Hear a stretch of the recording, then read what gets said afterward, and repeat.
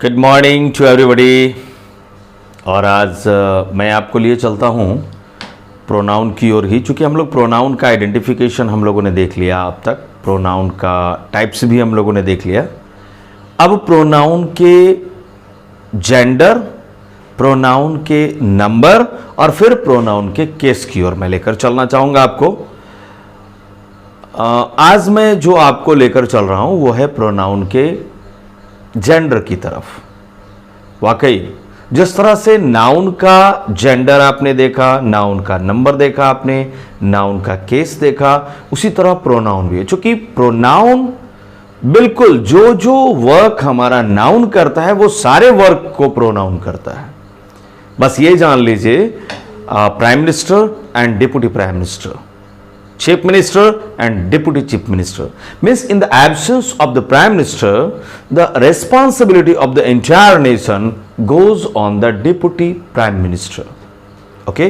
So हम लोग इस प्रोनाउन के आज जेंडर की तरफ चलते हैं और आज आप देख रहे हैं टॉपिक यहाँ टॉप पे है, pronoun gender error detection simple. मैंने यहाँ लिखा है सिंपल, और अगला जो क्लिप मिलेगा सेम वही टॉपिक होगा, pronoun gender error detection complex. थोड़ा ट्विस्ट किया है उसमें मैंने। तो आज हम लोग सिंपल की आज हम लोग इस वीडियो क्लिप में डिस्कशन करेंगे। और डिस्कशन के लिए हमारे 9 सेंटेंसेस यहां रेडी हैं। करना क्या है इसमें, detect the erroneous part in the following sentences. अब तक प्रैक्टिस आपका कराया जा रहा है एरर डिटेक्शन से रिलेटेड, लेकिन कुछ स्टूडेंट्स जो सीबीएसई के स्टूडेंट्स हैं उन लोगों ने कहा कि सर हम लोगों के ग्रामेटिकल पोर्शन में जो हम लोगों का चाहे वो 10th लेवल के स्टूडेंट्स हो या senior secondary level 12th level के स्टूडेंट्स हो, उनके ग्रामर सेक्शन में सबसे ज़्यादा उनका जो प्रॉब्लम आता है, उन्होंने कहा कि sir gap filling, error detection, missing words, rearrangement, ये सारे जो प्रॉब्लम्स आते हैं सर ये हम लोगों को बहुत टफ लगता है और ग्रामर सेक्शन में सबसे डिफिकल्ट होता है। तो इसलिए अब आगे हो सकता है बहुत जल्द ही मैं आप लोगों का सेट एरर डिटेक्शन से ही रिलेटेड नहीं होगा, मिसिंग वर्ड्स से भी रिलेटेड होगा, गैप फिलिंग से भी रिलेटेड होगा। क्योंकि कॉम्पिटिटिव एग्जाम्स में भी गैप फिलिंग से रिलेटेड क्वेश्चंस होते हैं जिसे क्लॉज टेस्ट के रूप में कहते हैं आप, और फिर एरर डिटेक्शन का तो होता ही है, इसके साथ साथ मिसिंग वर्ड से भी रिलेटेड होते हैं। तो हम लोग की वो उस पर भी हम लोगों का सेट आएगा।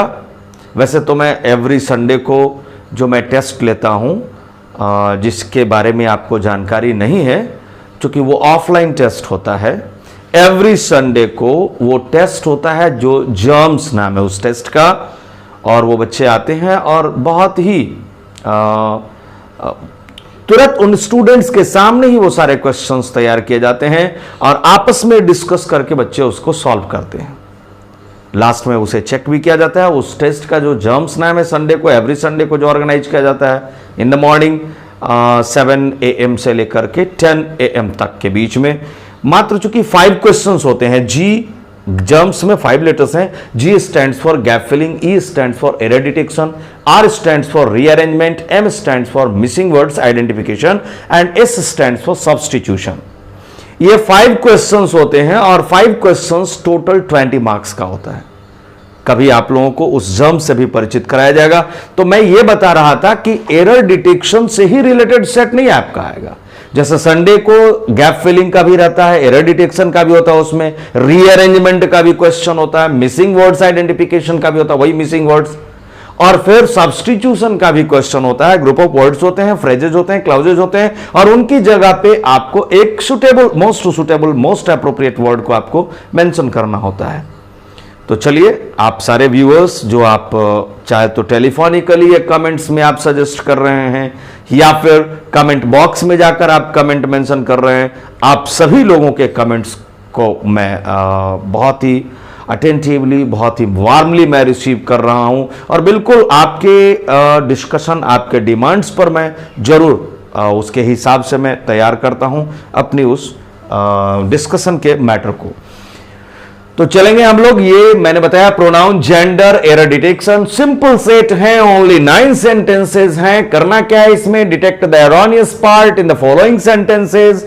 निम्नलिखित वाक्यों में आने वाले एरोनियस पार्ट को डिटेक्ट करना है हमें। चलते हैं एक एक करके उन सारे सेंटेंसेस की ओर। The man asked his wife what else he wanted to buy. गौर करेंगे, बहुत ही छोटा सा सेंटेंस है, इनडायरेक्ट फॉर्म का मैंने एक स्टेटमेंट यहां मेंशन कर दिया है, क्योंकि ये बातें हो रही है, किसके किसके बीच बात हो रही है, हस्बैंड एंड वाइफ के बीच बात हो रही है। The man, undoubtedly the man is the husband, asked home did the man ask, किससे मैन ने बोला, किससे कहा, आस्क्ड हिज वाइफ, उस मैन ने, कोई एनीबडी मैन है, उसको मैंने डिफिनेट किया कि the man asked his wife, उस पुरुष ने अपनी पत्नी से पूछा, क्या पूछा, what else he wanted to buy. अब यहां what else he wanted to buy, क्या ये, अब यहां चूंकि all the errors are related to pronoun और वो भी जेंडर से रिलेटेड है, देख रहे हैं कि दो जेंडर हैं, एक मैस्कुलिन जेंडर का वो हस्बैंड और फेमिनिन जेंडर की उसकी वाइफ। अब वहां उन जेंडर को रिलेट करने वाला, जेंडर को रिप्रेजेंट करने वाला जो प्रोनाउंस आ रहे हैं, चाहे वो नॉमिनेटिव फॉर्म में हो, पजेसिव फॉर्म में हो या ऑब्जेक्टिव फॉर्म में हो, क्या वहां हमारे वो बिल्कुल एप्रोप्रिएट हैं। तो आप देख रहे हैं कि ये दो पर्सनल प्रोनाउंस हैं यहां, हिज जो ये पजेसिव फॉर्म में, अभी चूंकि मैंने प्रोनाउन का केस का मैंने नहीं डिस्कशन किया है, आप देख रहे हैं प्रोनाउन ही का ही एक फॉर्म है हिज जो पजेसिव फॉर्म कहलाता है, और नेक्स्ट है हमारा ही जो नॉमिनेटिव फॉर्म का है। अब क्या ये दोनों हमारे वर्ड्स उचित हैं, जेंडर से रिलेटेड तो प्रोनाउन यही है ना, हिज और ही, क्या वो करेक्ट जेंडर को रिप्रेजेंट कर रहा है, मैस्कुलिन के लिए आ रहा है, क्योंकि ही, हिज, हिम ये किसके लिए आता है, मैस्कुलिन के लिए, शी, हर, हर्ष, हर ये किसके लिए आता है, फेमिनिन के लिए। जब कॉम्प्लेक्स का हम लोग देखेंगे वो सेट, तो उसमें हम लोग देखेंगे कौन से प्रोनाउन मैस्कुलिन जेंडर का आता है, कौन फेमिनिन जेंडर का आता है और कौन न्यूट्रल जेंडर का आता है, जस्ट इसके बाद वाले नेक्स्ट वीडियो क्लिप में। सीधी सी बात यहां हम लोग चलें कि यहां दो पर्सन्स हैं, the man and second person, दूसरी एक और कौन है, वो हिज वाइफ, एक मैस्कुलिन का है और एक फेमिनिन जेंडर की है। तो द मैन ने अपनी पत्नी से कहा, आस्क्ड हिज वाइफ, क्या यहां हिज होगा या हर वाइफ हो जाएगा, ये हिज किसके लिए आ रहा है, इसका एंटीसीडेंट कौन है, राइट, द मैन के लिए आ रहा है हिज, इसका एंटीसीडेंट है हमारा द मैन, आप देख रहे हैं यहां द मैन के लिए आ रही है।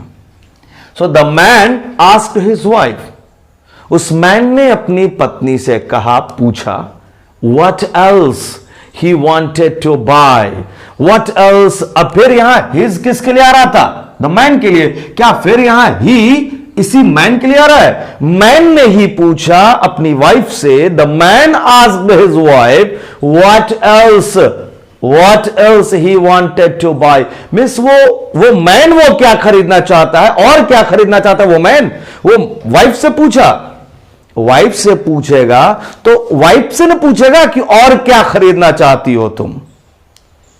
अब यहां हमारा क्या ये ही मैन के लिए हमारा आएगा, क्या वो मैन ने उस वाइफ से यह पूछा कि वो उसका जो हस्बैंड है वो और क्या खरीदना चाहता था, वो पूछा, अरे जब पूछना ही होगा तो वो खुद से ना वो अपने आप से पूछेगा, उसने, मैन ने अपनी पत्नी से पूछा, व्हाट एल्स, वहां ही ना होकर क्या होना चाहिए, she, what else she wanted to buy. चूंकि डायरेक्ट स्पीच में अगर हम मेंशन करते हैं तो क्या हो जाएगा, what else do you want to buy, और क्या चीज तुम खरीदना चाहती हो, what else do you want to buy, और यू हमारा किसके लिए आ जाएगा, उसी हिज वाइफ के लिए। तो सेकंड पर्सन आप जानते हैं नरेशन में, नरेशन जब हम लोग चलेंगे तो उसकी फिर हम लोग चर्चा करेंगे। सेकंड पर्सन हमारा ऑब्जेक्ट के, रिपोर्टिंग वर्ब के ऑब्जेक्ट के अनुसार चेंज हो जाता है, और ऑब्जेक्ट में हमारा है हिज वाइफ, इसलिए उसके हिसाब से क्या हो जाएगा, she. Okay, so here the man asked his wife, man ने अपनी पत्नी से पूछा, what else he wanted to buy is wrong, what else she wanted to buy, वो और क्या खरीदना चाहती है, इस बात को उसने पूछा। अर्थात हमारा एरोनियस पार्ट क्या है, बी। और बी के लिए मैं आंसर जोन यहां मैंने नहीं तैयार किया है, मैं यहां मेंशन कर देना चाहूंगा। ये रहा आपका आंसर जोन, आंसर जोन। और क्वेश्चन नंबर 1 का आंसर रहा पार्ट बी। हमारा करेक्ट फॉर्म क्या है?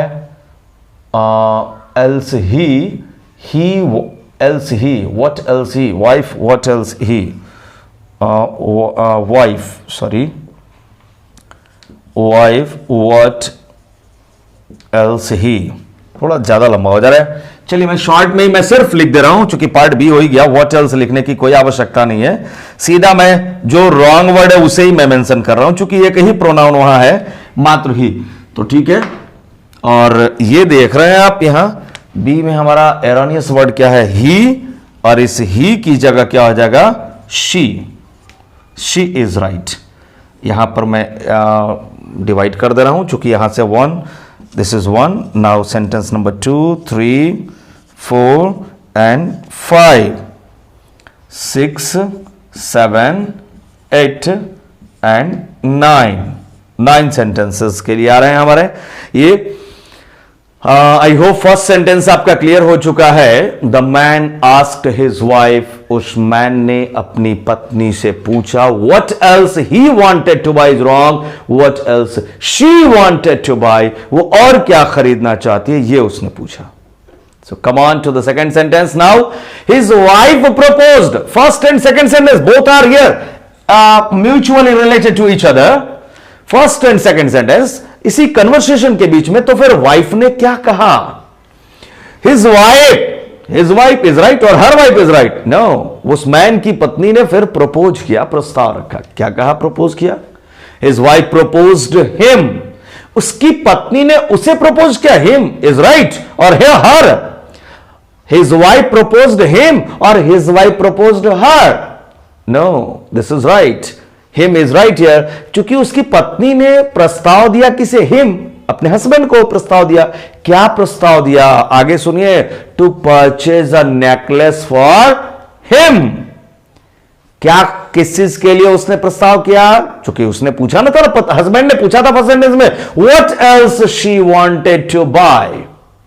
वो और क्या खरीदना चाहती है? तो पत्नी ने क्या कहा कि चलो मौके पे चौका लगा दे, क्यों नहीं, जब डिमांड किया जा रहा है तो फिर। His wife proposed him. उसकी पत्नी ने उससे प्रपोज किया, मींस किससे? अपने हस्बैंड से प्रपोज किया। Him here stands for the man. उसकी पत्नी ने उससे प्रपोज किया टू परचेज, खरीदने के लिए वो प्रपोज किया। क्या खरीदने के लिए प्रपोज किया?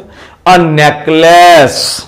Necklace, I think you are already familiar with this word. This is a type of jewelry and that is used especially by the women. महिलाओं के द्वारा इसका इस्तेमाल किया जाता है। पुरुष नेकलेस नहीं पहनते हैं, पुरुष चेन पहन सकते हैं, पहनते हैं, but not all the people use or all the people like using or like putting a chain around their neck. ऐसा नहीं है कि सारे लोग लाइक ही करते हैं। सो नंबर 2 में आप देख रहे हैं, हिज वाइफ प्रपोज्ड हिम, उसकी पत्नी ने अपने हस्बैंड से, him here stands for her husband, तो उसकी पत्नी ने उससे प्रपोज किया टू परचेज, खरीदने के लिए प्रपोज किया। और नेकलेस खरीदने के लिए प्रपोज किया फॉर हिम, उसके लिए, मिस उसके हस्बैंड के लिए। मैंने कहा ना, necklace is the jewellery, necklace is the ornament that is used specially by the woman, by women, महिलाओं के द्वारा इस्तेमाल किया जाता है। सो नेकलेस खरीदने के लिए प्रपोज किया for him, no for her. Him is here wrong, so part C is here erroneous. और आंसर है आपका सेकंड सेंटेंस का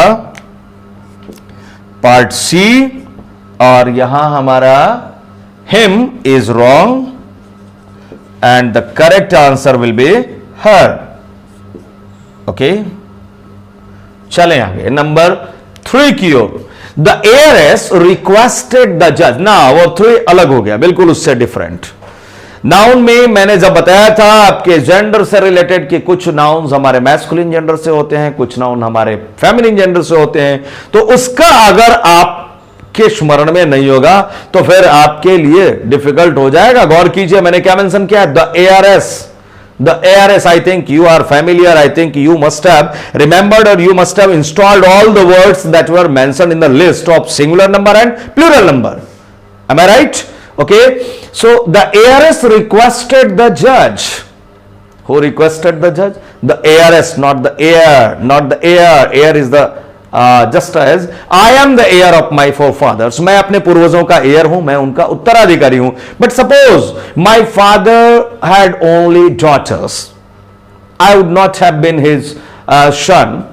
यदि मैं उनका बेटे के रूप में नहीं होता, उनकी सिर्फ बेटियां होती, तो या फिर अगर एक ही बेटी होती, तो वो अपने पिता के प्रॉपर्टी की वो बेटी क्या होती? उत्तराधिकारिणी होती.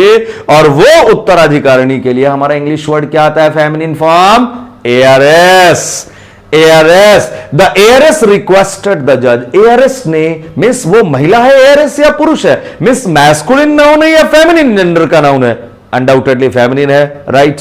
So the ARS requested. Home did the ARS request? किससे रिक्वेस्ट किया ARS ने? रिक्वेस्टेड द जज. लगता है शायद उसे अपनी प्रॉपर्टी को पाने के लिए शायद उसके और जो परिवार के लोग होंगे, उसके मायके परिवार के, वो सारे लोग उसकी प्रॉपर्टी पर कब्जा जमाना चाहते होंगे. इसलिए वो मामला कोर्ट में पहुंच चुका है. नंबर 3 का देख रहे हैं आप.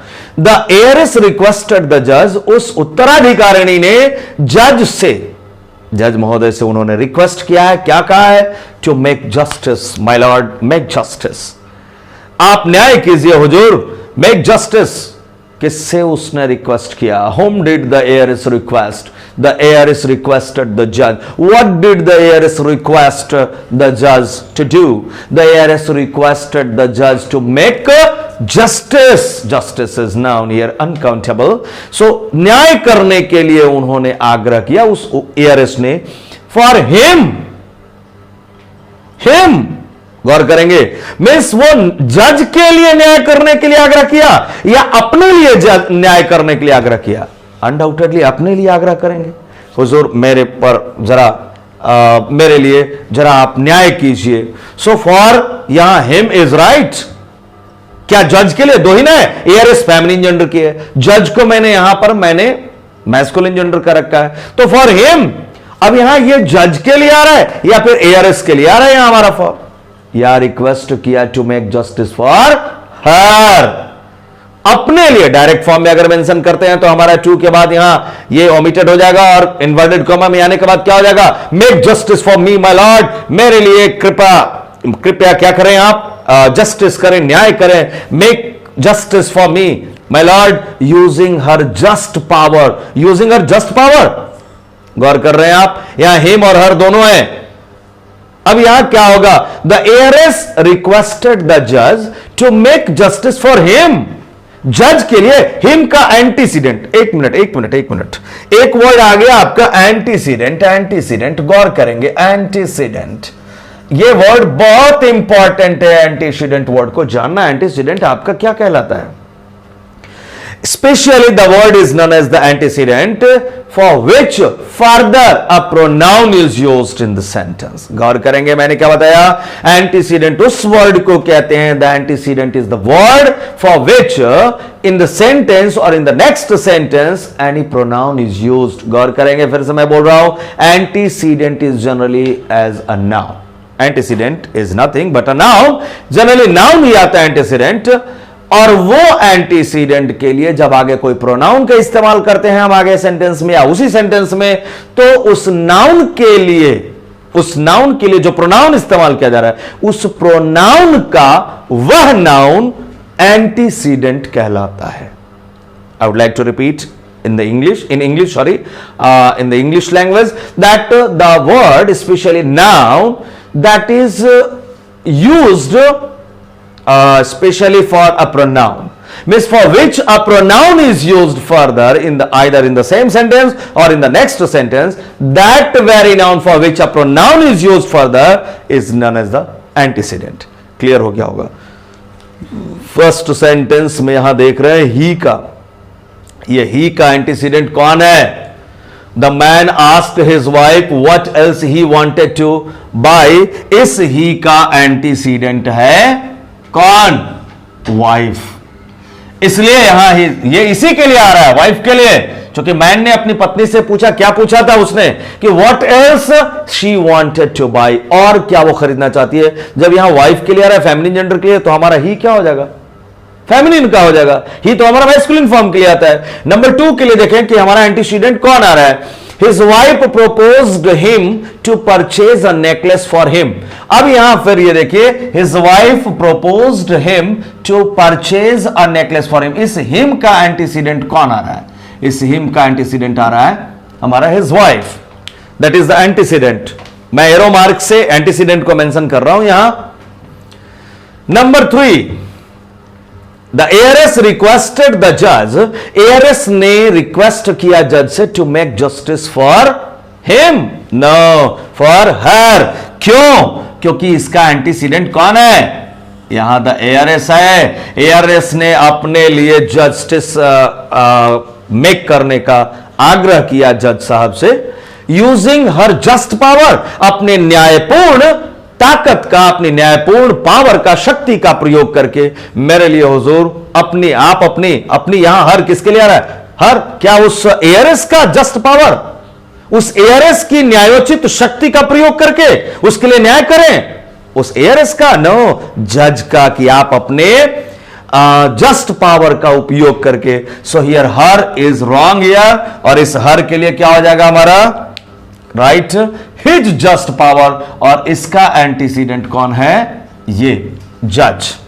तो आपने देखा हमारा 2 प्रोनाउंस है और दोनों रॉन्ग है हमारे वहां। नंबर 3 का आंसर हो जाएगा which part, C, part C is here the wrong part, erroneous part, and और वर्ड क्या हो जाएंगे, हिम और हर। हिम और हर ये दोनों हमारे रॉन्ग हो गए। इसकी जगह क्या हो जाएगा, हर और हिज, हर या फॉर हर, और दूसरा रेस्पेक्टिवली आ रहा है हमारा, हिम के लिए हर हो जाएगा, देख रहे हैं आप, हिम के लिए हर, और हर के लिए क्या हो जाएगा, his power, his just power, using his just power, और इसके लिए हमारा ये आ रहा है वर्ड। क्लियर हो गया होगा आपको, राइट? ये 2 वर्ड्स हमारे राइट हो गए। नंबर 4 की ओर ले चलना चाहूंगा आपको। 4th सेंटेंस में देखा जाए, the maid, I think you are very familiar with the word maid, is the woman who generally does the work, house work, specially who does the house work specially as a servant, उसे हम नौकरानी कहते हैं हिंदी में। तो that is maid. So the maid made a doormat, I think doormat से परिचित हैं आप, डोरमैट जिसपे specially just before, doormat is generally just kept और just put on a door, especially for what, rubbing your shoes so that the dust already clung or that already stuck to the shoes may be what, off, उससे निकल जाए, may be removed। तो वो जो piece of cloth हो जाता है, that is called doormat, उसे डोरमैट कहते हैं। सो the maid made a doormat. Who made a doormat? The maid, not a servant, not maid is your feminine form। गौर करेंगे feminine gender का मैंने मेंशन किया है। उस नौकरानी ने एक डोरमैट बनाया, किस चीज का इस्तेमाल करके, using his masters tattered shirt, अपने मालिक का एक फटी हुई कमीज उसे मिल गई थी, मालिक की फटी हुई कमीज मिल गई थी उसे, और उसी फटी हुई कमीज का देखा कि अब ये तो इस्तेमाल करते नहीं है मालिक उसके, अपने मास्टर जो है वो। तो अब यहां हिज मास्टर, हिज किसके लिए आ रहा है, ये तो हमारा मैस्कुलिन जेंडर का होता है, ही का है हमारा। फेमिनिन के लिए क्या यहां हमारा किसके लिए आ रहा है, हिज मास्टर्स, किसी अन्य व्यक्ति के मास्टर की वो शर्ट, नो, जिस घर में वो काम कर रही है, अपने उस घर में, जिस घर में वो सर्वेंट के रूप में अपनी सर्विस दे रही है, उस मालिक की बात हो रही है। तो यहां his masters is right. Now what will be used, her masters tattered shirt, और इसका एंटीसीडेंट कौन हो जाएगा, इस हिज का एंटीसीडेंट आ रहा है एरो मार्क से, यहां देखिए made. The maid made a doormat, नौकरानी ने एक डोरमैट बनाया, यूजिंग हर मास्टर्स टैटर्ड शर्ट, अपने मास्टर की टैटर्ड शर्ट को, फटी हुई कमीज को, रैग्ड शर्ट का इस्तेमाल करके उसने क्या, बहुत बढ़िया, कबाड़ से जुगाड़ लगाया उसने कि अब वो पहन नहीं रहे उस कमीज को, तो चलो उसका क्या इस्तेमाल कर दें, एक डोरमेट बना दें। आगे चलिए। सो हमारा आंसर है फोर्थ का पार्ट सी। ओके, और पार्ट सी में हमारा sorry part not C, part B, मैंने गलत लिख दिया।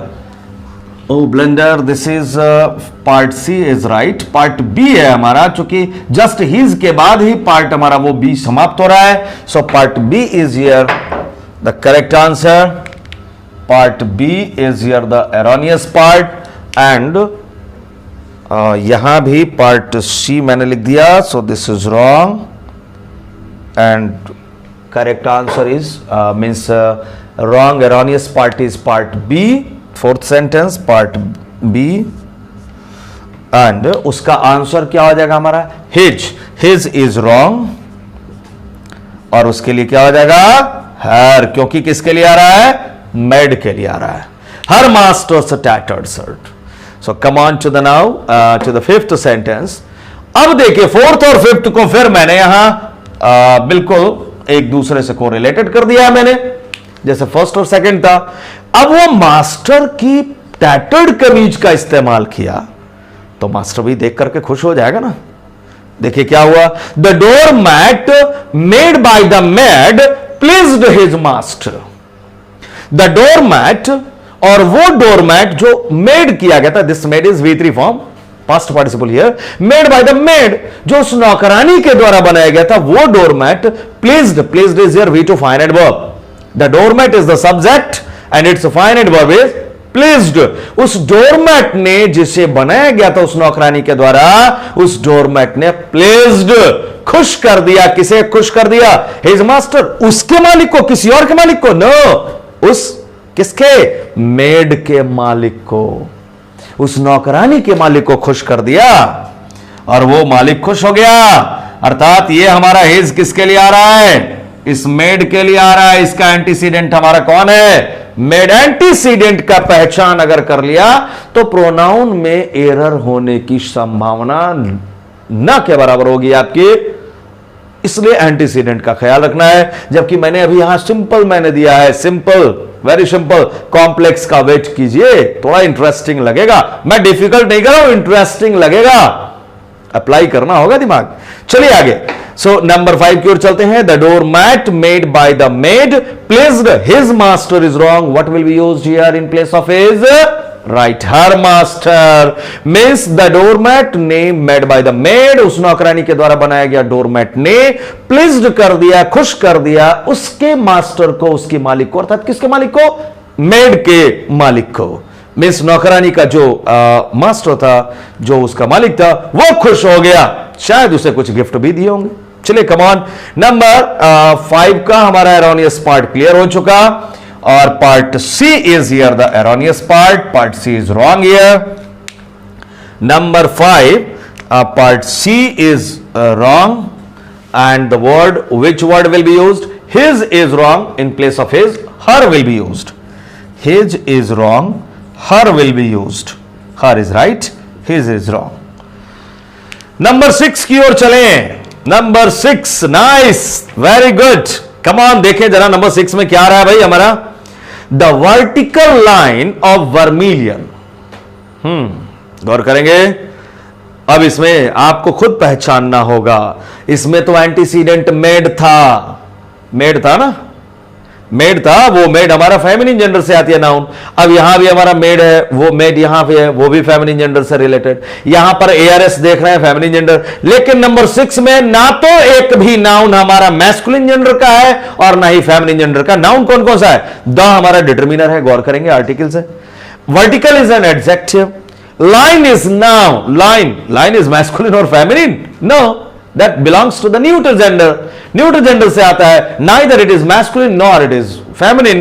So line of vermilion is again the noun that is neither masculine gender and nor feminine gender. Vermilion is especially the substance, especially of red color, you may say it, vermilion, especially in some religions, especially in India, in Hinduism, the married ladies, The married ladies use vermilion after getting married. Again, I would like to draw your attention here that vermilion is the reddish substance that is used by the married lady in Hinduism in India.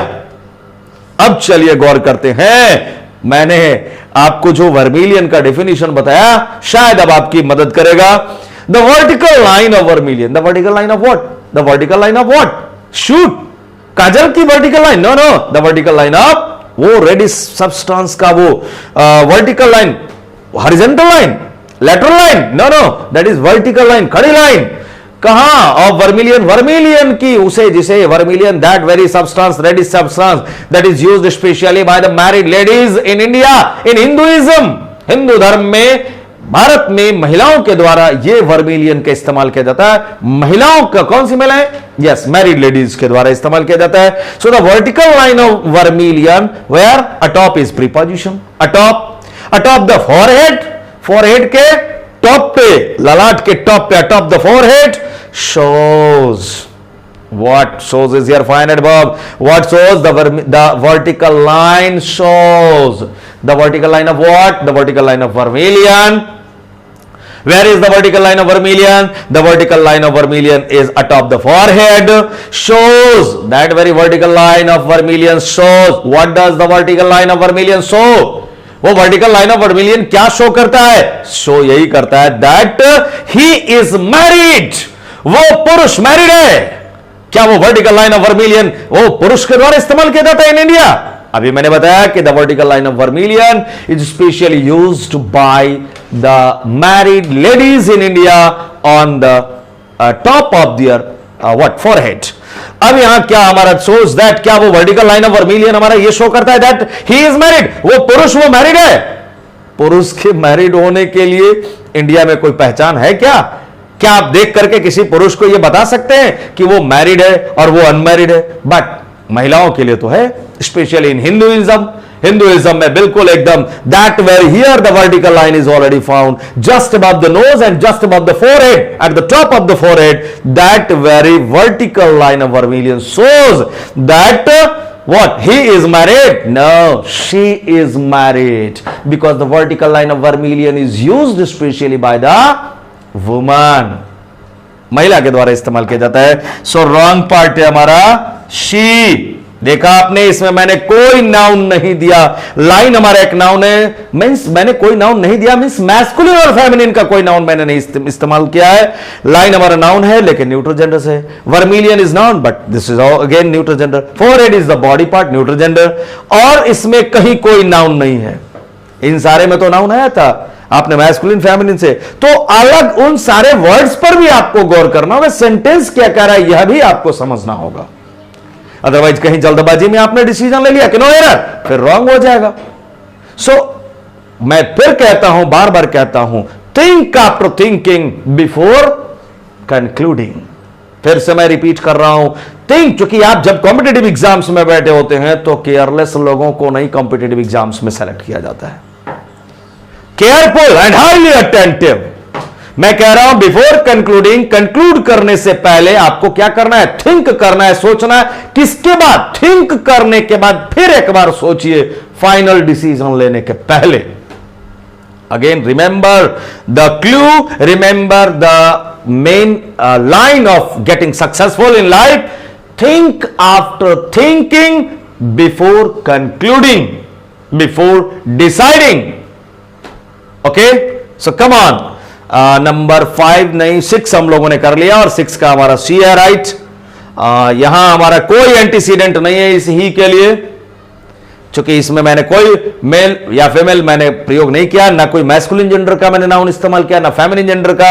हमारा 6 का answer हो जाएगा यहां, और part C is the answer of the 6th question. And the word that is wrong is here he. What will be used?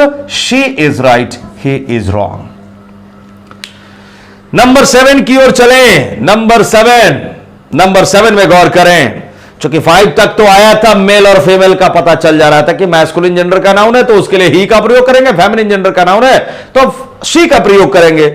अब यहां number 6 में देखिए कि कहीं कोई ना मैस्कुलिन जेंडर का नाउन है ना फेमिनिन जेंडर का। नंबर 7 में देखते हैं, गौर करते हैं। सम व्हाइट हेयर, देख रहे हैं, some is determiner, white is adjective and hair is noun. Hair वो हेयर की बात आ रही है, और वो हेयर हमारा ना तो मैस्कुलिन जेंडर का शो करता है ना फेमिनिन जेंडर को शो करता है। That is of what, neutral gender.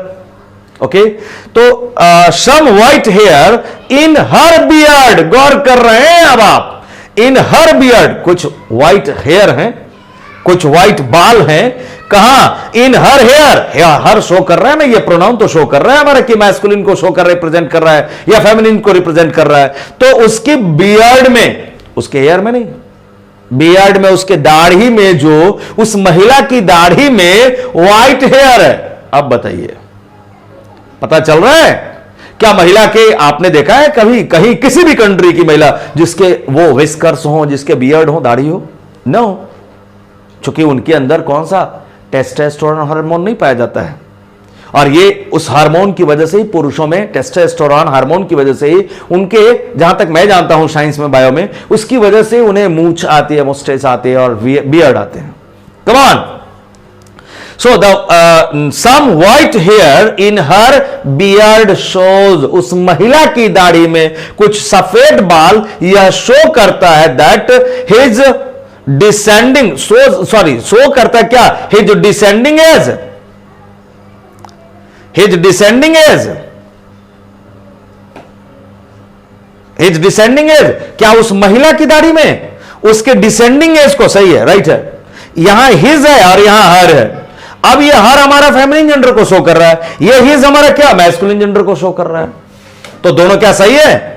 उस महिला की हर के बियर्ड में, उस महिला की दाढ़ी के में कुछ सफेद बाल ये शो कर रहे हैं। क्या शो कर रहे हैं? हिज, किस चीज को शो कर रहे हैं? हिज डिसेंडिंग एज को, not his ascending age, his descending age, descending age, कि उसकी उम्र अब ढल रही है, बाल सफेद हो रहे हैं, दाढ़ी भी पक रहे हैं, व्हाइट हो रहे हैं।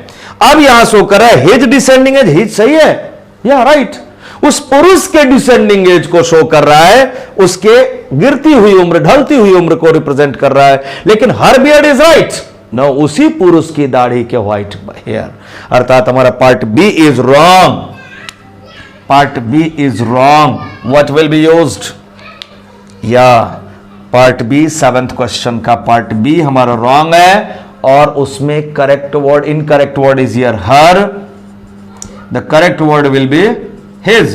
His is right, her is wrong. His beard. Number 8 की ओर चलें। The Duchess requests the Duke to come with him and see himself what happens. यहां पता चल रहा होगा, यहां मैंने लिख दिया what और यह है happens। थोड़ा इंक कम हो गया था इसलिए वो लाइट था, ये अंडरलाइन किया गया, ये पार्ट सी का पार्ट है। अब देखें, गौर करें, द हमारा डिटर्मिनर है। मैंने पहले भी कहा है कि पार्ट्स ऑफ स्पीच अगर एक एक वर्ड का आपने आइडेंटिफाई करना सीख लिया और अगर पार्ट्स ऑफ स्पीच को पहचानना शुरू कर दिया, तो चाहे किसी भी ग्रामर के किसी भी पोर्शन से, किसी भी सेक्टर से वो रिलेटेड एरर है, आप गारंटी से उन एरोनियस वर्ड्स को आप पहचान लेंगे। कुछ ऐसे वीडियो क्लिप्स आपको दिए जाएंगे जो क्वेश्चंस कभी लाइव क्लास में आप देखेंगे, वो क्वेश्चंस आप कहीं से भी उठाकर दे लें, चाहे वो यूपीएससी का ही क्यों ना हो क्वेश्चन, वो ग्रेजुएशन लेवल का इंग्लिश का क्वेश्चन क्यों नहीं हो, और उसे सॉल्व करेंगे हमारे यहां पढ़ने वाले, जो ऑफलाइन पढ़ने वाले जो स्टूडेंट्स हैं वो, और वो अंडर क्लास 10 के स्टूडेंट्स होंगे। आप चलें देखिए नंबर 8 की ओर। The duchess, duchess is here what, noun, representing this noun belongs to masculine gender और फेमिनिन जेंडर, या feminine gender. Feminine gender means equivalent to queen, and duke is the noun that belongs to the masculine gender, and it is, this word is equivalent to king. So the duchess requests the duke, means the queen who requests the duke, the duchess requests the duke।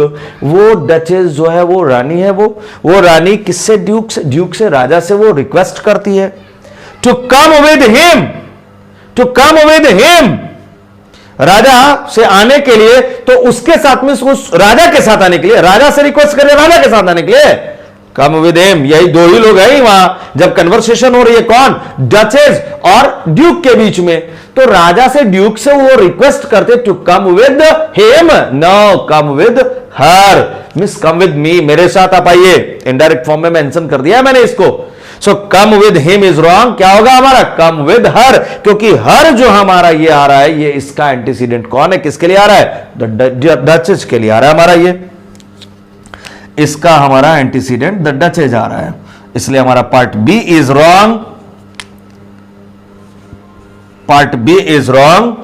And see himself what happens, और क्या request करती है और देखने के लिए कहती है हिमसेल्फ, स्वयं से आकर आप देख लीजिए, himself is right, himself is used for the Duke, इसका देख रहे हैं आप, इस हिमसेल्फ किसके लिए आ रहा है, ये फॉर ड्यूक के लिए आ रहा है, उसका एंटीसीडेंट आ रहा है हमारा। सो हिमसेल्फ व्हाट हैपेंस, और वो खुद से देखने के लिए वो आग्रह करती है कि आप खुद से देख लीजिए कि व्हाट हैपेंस, क्या हो रहा है आपके राज्य में। अब यहां देख रहे हैं आप हमारा एरोनियस पार्ट क्या आया, 8 का बी है, the erroneous part is B and the erroneous word is him, him is wrong, what will be used instead of, in place of what, him, her will be used, to come with her will be used and him is wrong. Ninth sentence, the last one. This is the last one of this set, this practice of this video clip. So, who lives happily in his in-laws house is the doubter, is the daughter-in-law. Right. एक word मैंने यहां mention किया है।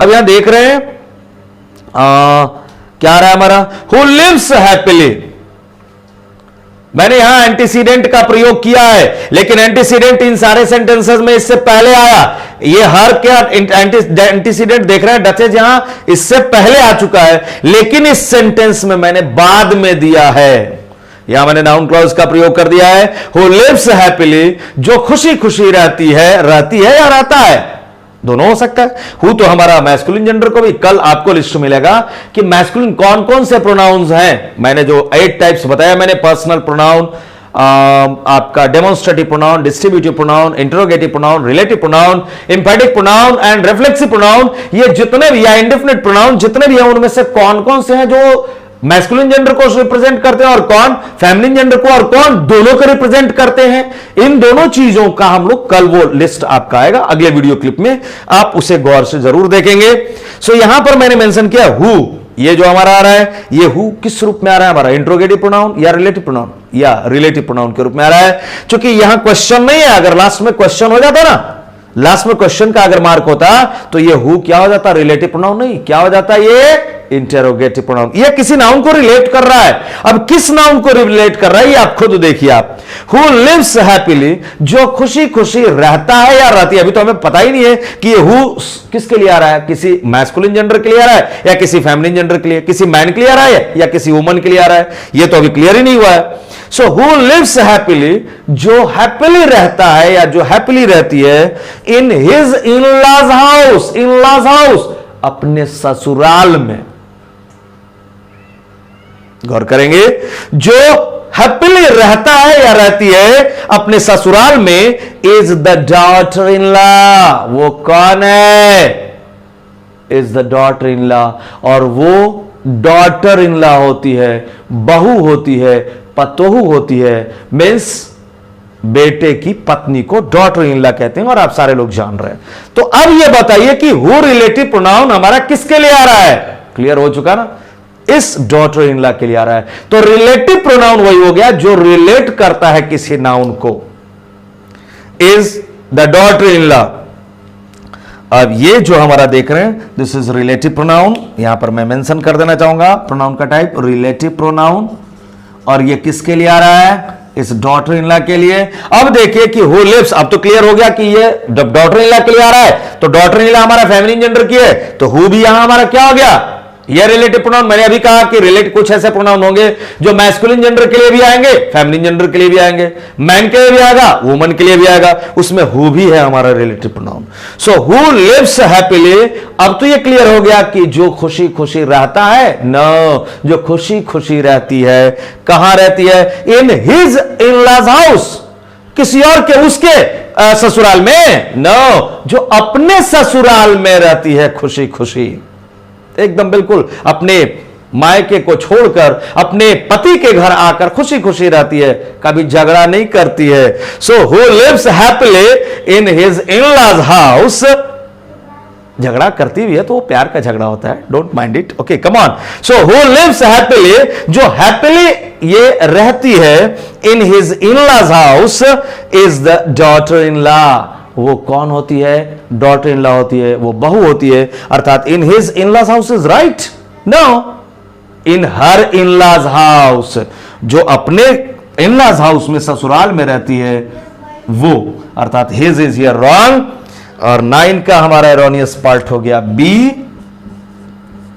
और यहां हमारा his is wrong और हर is right, क्योंकि ये किसके लिए आ रहा है? इसका इसका जो नाउन आ रहा है जिसको रिलेट कर रहा है वो किसके लिए? वो यहां है, डॉटर इन लॉ के लिए आ रहा है, उसके लिए। तो मैं उम्मीद करता हूं कि ये प्रोनाउन जेंडर पे जो एंटीसीडेंट मोस्ट इंपॉर्टेंट, ये पहचानना जरूरी है, तभी आप प्रोनाउन सही फॉर्म का प्रोनाउन आप मेंशन कर पाएंगे, प्रोनाउन जेंडर का। अदरवाइज अगर एंटीसीडेंट आपने नहीं पहचाना तो फिर एरर डिटेक्शन नहीं हो पाएगा। मैं इसी उम्मीद के साथ कि शायद आपका यह डिस्कशन प्रोनाउन से रिलेटेड एरर का डिटेक्शन करने में ये वीडियो क्लिप आपके लिए बहुत ही फ्रूटफुल, बहुत ही हेल्पफुल होगा। तो फिर आपके कमेंट का इंतजार मैं जरूर करता हूं और आगे भी रहेगा, आपसे ये उम्मीद रहती है मुझे। तो अगर आप इसका नोट करने के ख्याल से इसका स्क्रीनशॉट लेना चाहेंगे तो आप ले सकते हैं, ओके। मैं उम्मीद करता हूं आपने स्क्रीनशॉट ले लिया होगा। सो कम ऑन, मैं आज इस वीडियो क्लिप को यहीं अब मैं समाप्त करता हूं। Thank you, that's all.